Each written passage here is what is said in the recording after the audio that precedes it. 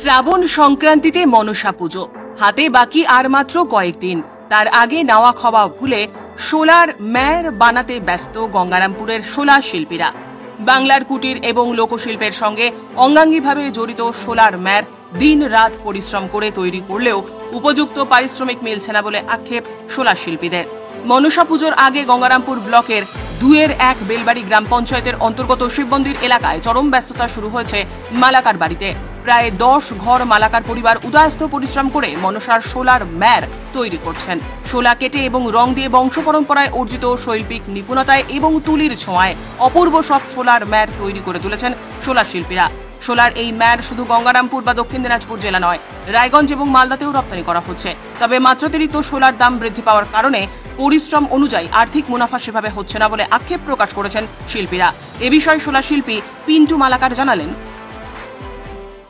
জলে যে ভাতশোলা হয়, ভাতশোলা কেটে আমরা ম্যার বানাই। অনেকে মনসা বলে, এটা হচ্ছে মনসা পূজায় এই ম্যারটাকে জলে ভাসায়।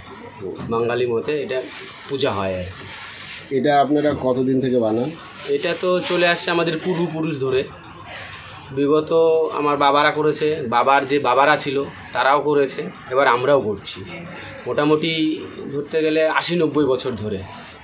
এই ম্যাটটা কোথায় কোথায় আপনারা বিক্রি করেন? এই ম্যারগুলো বিক্রি হয় একমাত্র হাট বাজারে বিক্রি হয়, পূজার সিজনে যে সমস্ত হাটগুলো পড়ে। আর 2 নম্বর যে সমস্ত দশকর্মা দোকান আছে, ফুল মোটকের দোকানগুলো যে আছে, ওগুলো ওই সব দোকানে এই জিনিসগুলো পাইকারি হিসাবে ওরা নিয়ে যায়। এই উপকরণ বলতে মেন উপকরণ হচ্ছে শোলা, রং আর এই যে হাতে আঁকানো ফটো। তো এই শোলাটা আমরা বাইরে থেকে আনি। শোলার এখন প্রচুর দাম। আগে আমাদের লোকালে শোলা পাওয়া যেত, ভাতশোলাগুলো এখন আর পাওয়া যায় না। এই শোলাগুলো বাইরে থেকে আনা হয়। শোলাগুলো বাইরে থেকে এনে শুকিয়ে টুকিয়ে ঘরে স্টক করে রাখা হয়।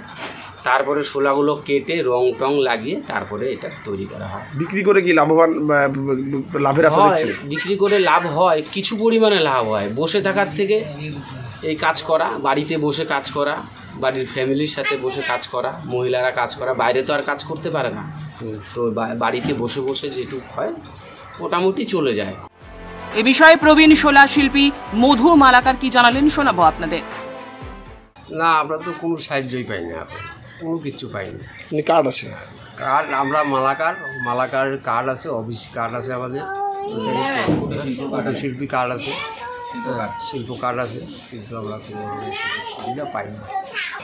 ঘটনা হচ্ছে এইটা তো আমাদের পূর্বপুরুষ থেকে করে আসছে, আর আমাদের যজবান আছে, আমাদের দিতে হয়। কিছু কিছু কাস্টমার আছে, তারা আমার বাড়ির থেকে এসে নিয়ে যায়। আর বাদ বাকি আমরা হাটে বাজারে আর বালুরঘাটেও আমরা কিছু মাল দিই, গাজলে মাল দিই। হ্যাঁ, এই সমস্ত মাল জায়গা থেকে এসে আমাদের পাইকারি নিয়ে যায়। এটা ছাড়া আপনারা এমনি সময় কি কাজ করেন? এমনি সময় ফুল বানাই। আর এই কদম ফুলগুলো, এটা একটা সিজন থাকে আমাদের, এটাও বানাই। জাতি, মুকুট, মালা, যাদের বিয়ের যা যাবতীয় লাগে সব কিছুই আমরা বানাই, তৈরি করি।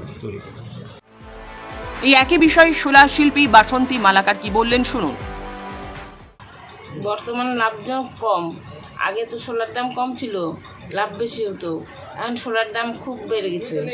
বেড়ে যাওয়াতে লাভের পরিমাণটা কম, কোনো সুযোগ সুবিধা পাইনি। আচ্ছা, কার্ড আছে? কার্ড আপনাদের আছে? হ্যাঁ, সুবিধা কিছুই পাননি না?